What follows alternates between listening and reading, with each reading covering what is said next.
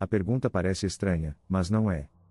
A Suíça desafia o senso comum, é pequena, cercada por potências, sem mar, sem colônias, sem vastas reservas naturais, e, ainda assim, é um dos lugares mais ricos, mais estáveis e mais organizados do planeta. Ela existe como país. Ou como um grande experimento social, político e econômico que deu certo? Comecemos pelo óbvio que não é óbvio: neutralidade. A palavra que virou marca, quase um perfume. Neutralidade não significa indiferença, significa estratégia. A Suíça descobriu, cedo, que sua sobrevivência exigia algo mais do que exércitos grandiosos, exigia credibilidade. Se você for confiável, todos aceitam fazer negócios na sua casa, até rivais. Se você for previsível, todos depositam dinheiro sob seus alpes. E se você construir instituições que não balançam com o vento, você vira porto seguro em mar revolto. Mas neutralidade, sozinha, não constrói um país. O que sustenta a Suíça é um conjunto de microengrenagens, cantões autônomos, democracia direta, um exército miliciano, um banco central que fala pouco e faz muito, trens que obedecem ao relógio e um pacto social baseado em deveres antes de direitos. Pausa. Nada disso é romântico. É engenharia institucional. Cantões. A Suíça é confederação antes de ser nação. 30 minutos de trem e você muda de língua, de imposto, de costumes.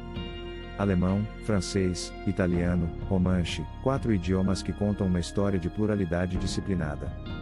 Pausa. A unidade não nasceu de homogeneidade, mas de barganhas sucessivas, de um federalismo que toma o poder do centro e o distribui no território.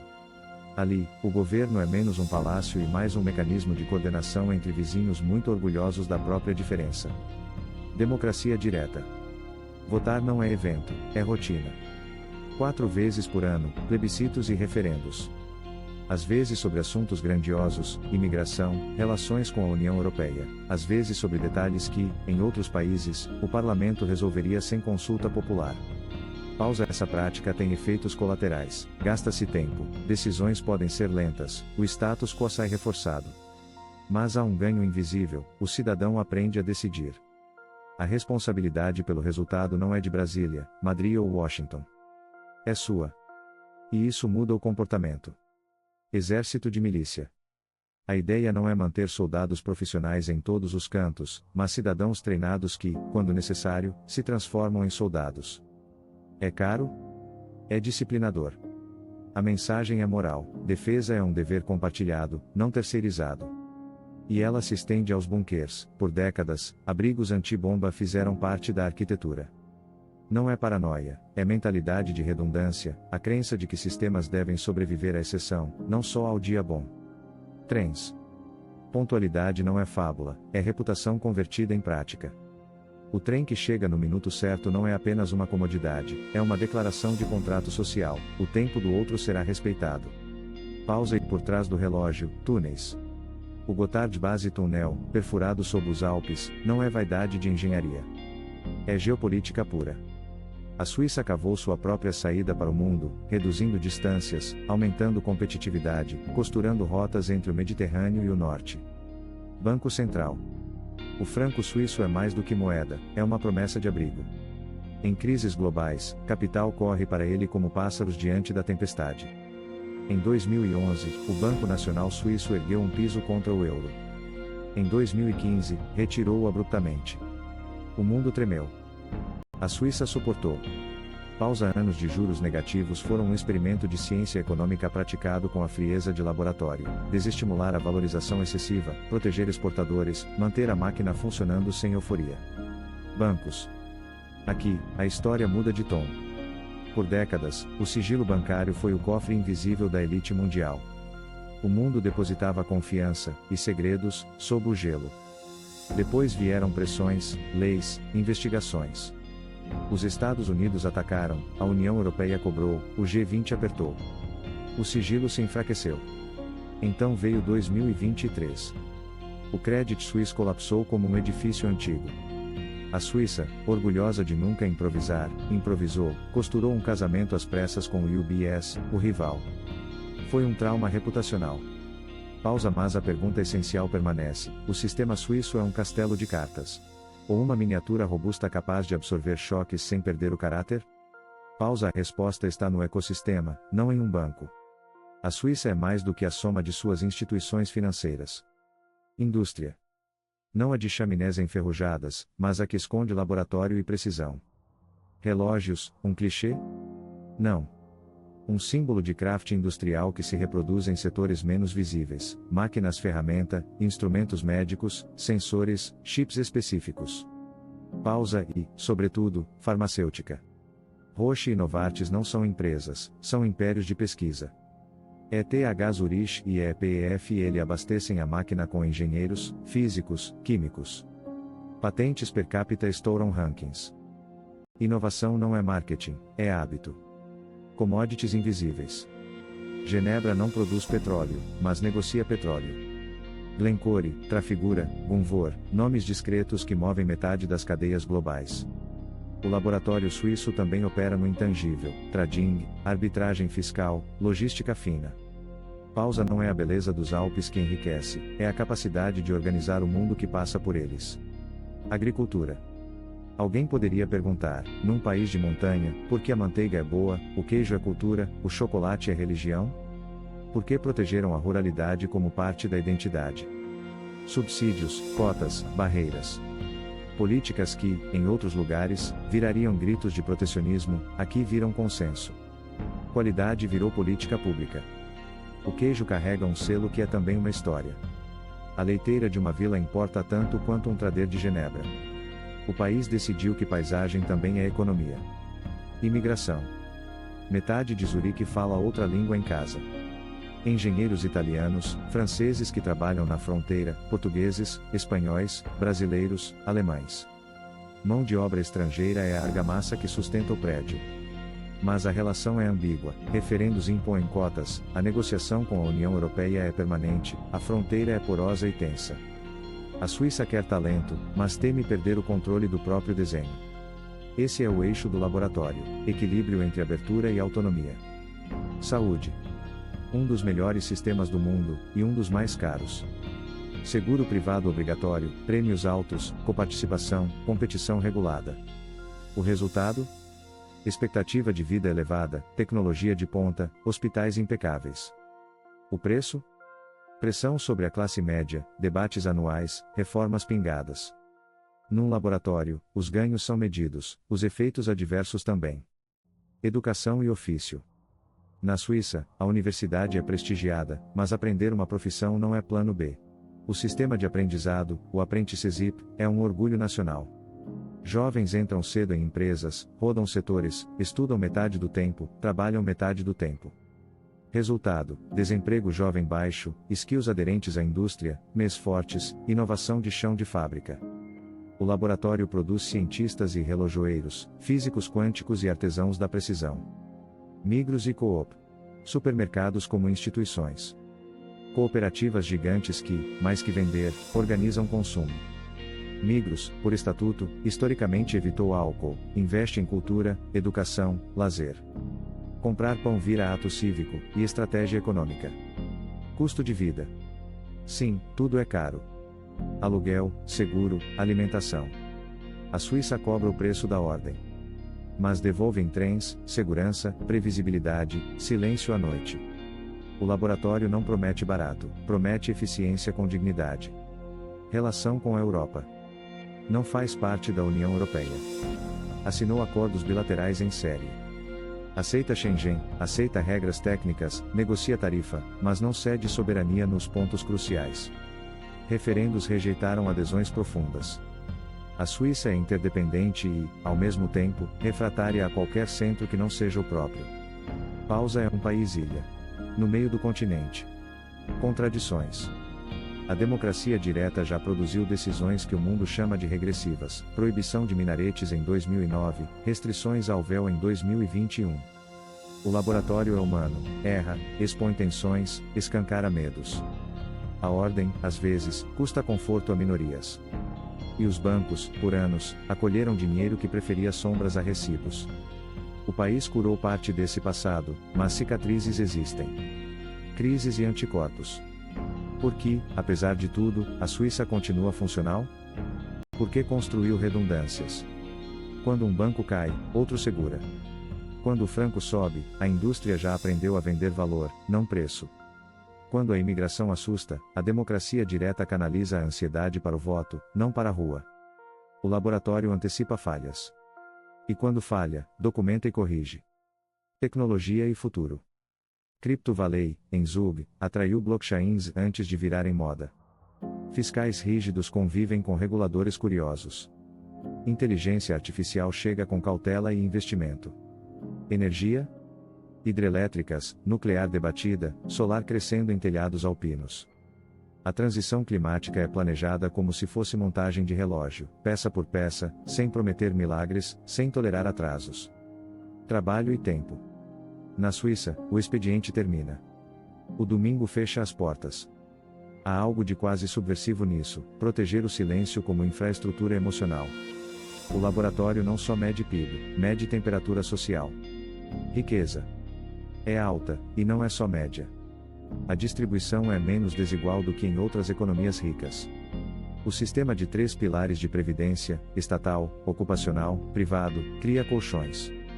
A informalidade é baixa. Mas há pressões, envelhecimento, custos de saúde, renda imobiliária. O laboratório ajusta parafuso por parafuso. O mito da inocência. Nenhum laboratório é neutro. A Suíça lucrou com guerras que não travou, ganhou com dinheiro que não perguntou, cresceu com comércio de commodities que queimaram outros céus.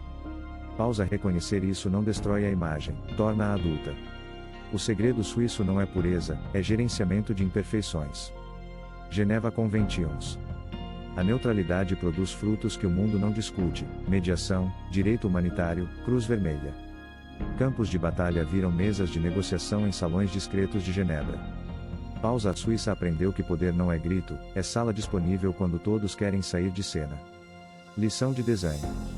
A Suíça não descobriu uma fórmula universal, ela construiu um design local que honra circunstâncias, montanhas, idiomas, vizinhos poderosos, população pequena. O design tem princípios exportáveis: redundância, previsibilidade, proximidade de decisão, cultura de voto, valor agregado em vez de custo baixo, pacto de silêncio e ordem. Mas a cópia literal falharia. O laboratório funciona porque foi ajustado milimetricamente ao seu terreno. Agora, a pergunta inicial volta com mais força: a Suíça é país ou laboratório? Talvez seja os dois. Um país que decidiu se projetar como laboratório, e um laboratório que aprendeu a sentir como país. Pausa. Quando o trem chega, quando o queijo cura, quando o banco resiste, quando o cidadão vota, quando o túnel perfura, tudo isso não é acaso, é projeto. E o resto do mundo? Pode olhar para a Suíça como exceção, como uma miniatura charmosa sem escala. Ou como um espelho desconfortável. Porque, em última instância, o que a Suíça demonstra é simples: governar é desenhar sistemas que sobrevivam ao pior dia. E que, no dia bom, devolvam algo que o dinheiro, sozinho, não compra: confiança. Talvez seja esse o segredo indecifrável do laboratório nos Alpes: ter escolhido, há muito tempo, ser chato por convicção, e, com isso, tornar-se brilhante por consequência. Brilhante como um mostrador de relógio às 8 da manhã, discreto como a assinatura no verso de um acordo de paz, robusto como um túnel atravessando pedra. E suave, finalmente, como o silêncio que se ouve quando tudo funciona, exatamente como deveria. O colapso do Credit Suisse, em 2023, foi mais do que uma crise financeira. Foi um espelho colocado diante do mito suíço. Por décadas, o país cultivou a imagem de estabilidade absoluta, de uma engrenagem que jamais falharia. Quando o banco desabou, não foi apenas um edifício que caiu, mas uma parte simbólica da reputação nacional. O escândalo expôs falhas de governança, complacência e ganância, mas também revelou algo mais profundo: a capacidade da Suíça de reagir com precisão cirúrgica. Em 48 horas, o governo e o Banco Nacional costuraram uma fusão relâmpago com o UBS, evitando um colapso sistêmico. A decisão foi dura e impopular, mas eficaz. O mundo olhou para o caos e viu eficiência. Essa é a essência do laboratório: a falha vira dado, e o erro vira política pública. Mas o caso Credit Suisse também marcou o fim de uma era. O sigilo bancário, que outrora simbolizava a confiança, transformou-se em sinônimo de opacidade. Sob pressão internacional, a Suíça precisou abrir janelas antes trancadas a 7 chaves. O país, que por tanto tempo protegeu o segredo, agora tenta proteger a reputação. É o dilema do século XX e para um país que fez fortuna com o anonimato e precisa, agora, sobreviver com transparência. Genebra é a capital invisível dessa transição. À beira do Lago Léman, ergue-se o coração de um império discreto, o comércio global de commodities. Nomes pouco conhecidos do público, Glencore, Trafigura, Gunvor, movimentam mais petróleo, cobre e grãos do que muitos países inteiros. Nenhum deles extrai petróleo nos Alpes, mas todos negociam ali, amparados por estabilidade política, impostos moderados e uma rede de logística que atravessa o planeta. Enquanto as grandes potências se digladiam por rotas marítimas, a Suíça coordena o fluxo dos recursos, e lucra com cada barril que muda de dono. É um poder silencioso, quase geológico. O país não precisa conquistar territórios, basta conquistar a confiança das empresas que extraem o mundo. Essa vocação para administrar o invisível está no DNA suíço. Quando o território é pequeno, o espaço mental precisa ser vasto. A Suíça aprendeu a viver do intangível, do dinheiro, da informação, da arbitragem, da precisão, da confiança. Seu PIB não depende de minas ou fazendas, mas de serviços e conhecimento. E é aí que entra o pilar mais subestimado de todos, a educação. Ao contrário da maioria dos países, onde o ensino técnico é tratado como uma alternativa menor, a Suíça o transformou em orgulho nacional. O sistema dual combina escola e trabalho. Metade do tempo o aluno aprende teoria, a outra metade, aplica na prática, dentro de empresas reais. É um pacto entre Estado e iniciativa privada que garante empregabilidade, produtividade e pertencimento. Jovens saem do colégio não apenas com diplomas, mas com experiência, rede e propósito. O resultado é uma das taxas de desemprego juvenil mais baixas do mundo. Não por acaso, o país tem uma das economias mais inovadoras e, ao mesmo tempo, mais equilibradas. Enquanto outros discutem como alinhar educação e mercado, a Suíça simplesmente fez isso funcionar, com precisão de relógio e humildade de artesão. Essa cultura de responsabilidade coletiva aparece também no consumo. Migros e Coop, as duas gigantes do varejo suíço, são mais do que supermercados, são organismos sociais. Fundadas como cooperativas, reinvestem lucros em cultura, educação, saúde e iniciativas comunitárias. Migros, por exemplo, carrega em seu estatuto a proibição histórica de vender álcool e tabaco, uma decisão moral em plena era do lucro. Essas corporações funcionam como uma versão moderna da ética protestante, eficiência aliada à moderação, lucro temperado com propósito. E o consumidor, mesmo inconscientemente, entende isso. Comprar pão ou leite na Suíça é, de certo modo, participar de um pacto civilizatório que mistura bem-estar com responsabilidade. Esse pacto, no entanto, custa caro. O custo de vida suíço é um dos mais altos do planeta. Mas aqui, o caro não é sinônimo de ineficiência, é o preço da previsibilidade. Os trens funcionam, as ruas são limpas, a burocracia é mínima, a corrupção é rara. Em vez de subsídios populistas, o país oferece algo mais valioso: tempo, segurança, confiança. É uma economia onde o erro custa caro e o acerto compensa devagar, mas compensa. Ao mesmo tempo, há rachaduras sutis no paraíso. A desigualdade existe, ainda que contida. A renda média é alta, mas os aluguéis e os seguros de saúde pesam sobre a classe média. Os imigrantes, que representam cerca de um terço da população, sentem a rigidez de um sistema que, embora eficiente, é impermeável. A Suíça é acolhedora, mas não calorosa. É inclusiva, mas até certo ponto. E essa tensão, entre abertura e controle, é o combustível silencioso do laboratório. A relação com a União Europeia também é uma coreografia delicada. A Suíça não faz parte do bloco, mas vive em simbiose com ele. Aceita as regras de mercado, mas rejeita a autoridade política. É membro de Schengen, mas mantém fronteiras fiscais e regulatórias próprias. Negocia acesso, mas não integração. É o paradoxo da independência interdependente. E, até agora, essa dança de diplomacia milimétrica tem funcionado. Enquanto outros países reclamam de burocracia europeia, os suíços criaram sua própria, um manual próprio de convivência com gigantes sem se deixar engolir. A neutralidade, aqui, é uma tecnologia política refinada ao extremo, um software de convivência global. Há também o lado ético dessa neutralidade. Durante as guerras mundiais, a Suíça manteve portas abertas para refugiados e, ao mesmo tempo, cofres abertos para regimes sombrios. Durante a Guerra Fria, abrigou espiões de todas as bandeiras e mediou tratados de paz. É uma moral de fronteira: quando todos erram, o laboratório continua operando, coletando dados. O país que prega neutralidade vendeu armas, financiou sanções e, às vezes, lucrou com o conflito. Essa ambiguidade não é defeito, é condição. Ser neutro é, em certo sentido, aceitar o paradoxo de estar entre forças opostas e sobreviver das suas tensões. A Suíça transformou a contradição em modelo de negócio. Mas o século XX trouxe dilemas novos. O mundo digital desafia o velho conceito de fronteira. Criptomoedas, dados, inteligência artificial e automação testam a flexibilidade do sistema. E mais uma vez, a Suíça reagiu cedo.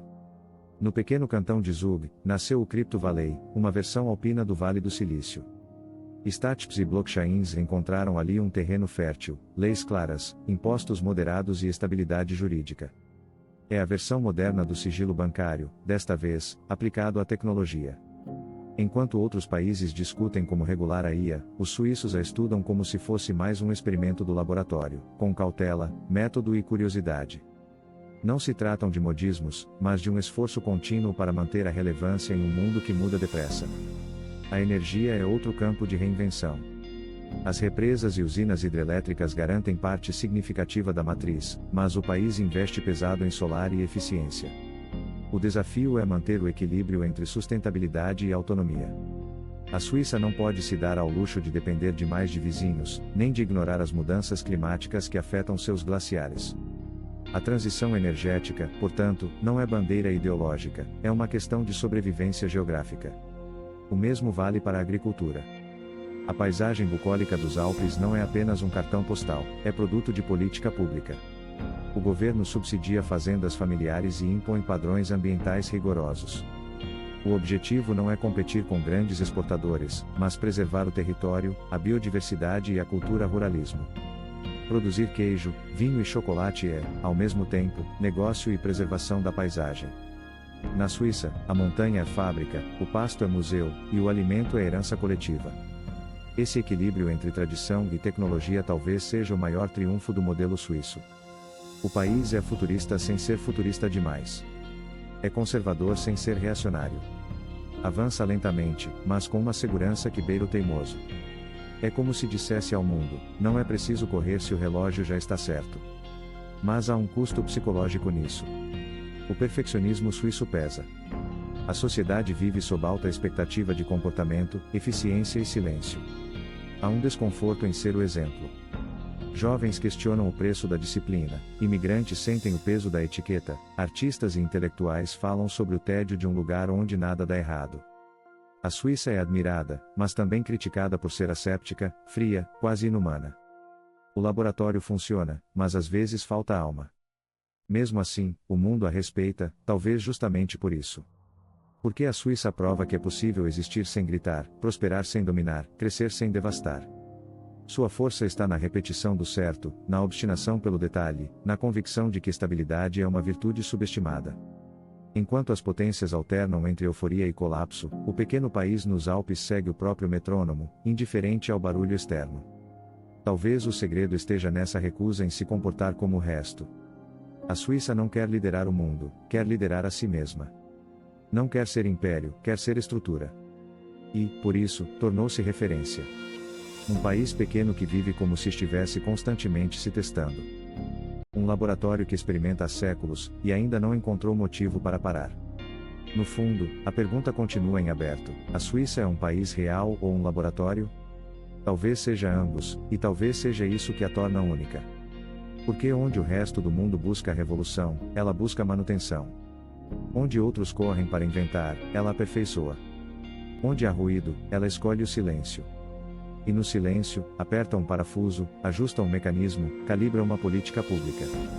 E o relógio segue, medindo o tempo com a exatidão de quem aprendeu que a perfeição não é destino, é rotina. A Suíça é o laboratório do possível. Um país que decidiu, contra todas as probabilidades, que o futuro pode ser desenhado com régua, compasso e serenidade. E talvez seja isso, afinal, o mais revolucionário que existe.